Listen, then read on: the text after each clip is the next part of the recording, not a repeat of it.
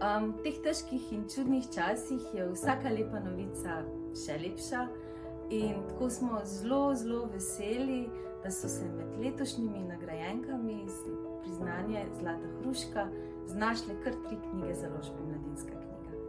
Prva je knjiga Skrivno društvo KRVZ Simone Semenic z ilustracijami Tanje Komadina. Krasna pustolovska zgodba, ki so jo takoj po izidu za svojo vzeli tudi naši otroci.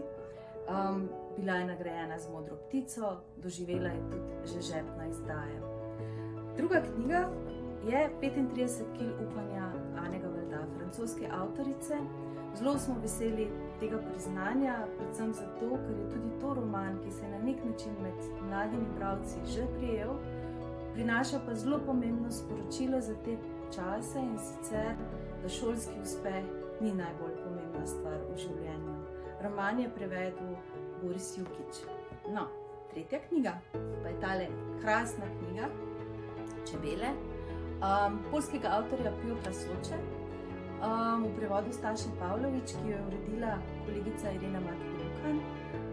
In je hvalnica naravi, ki nam kaže, kako pomembno je, da smo ljudje, rastline in živali povezani, da smo vsi del istega planeta, da pa smo le ljudje tisti, ki ta planet lahko hranijo.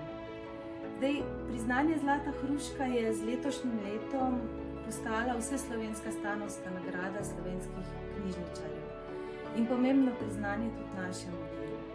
Mi čestitamo vsem avtorjem in avtoricam, vas pa vabimo, da si tudi vi privoščite kaj od slastne vere letošnje Zlate.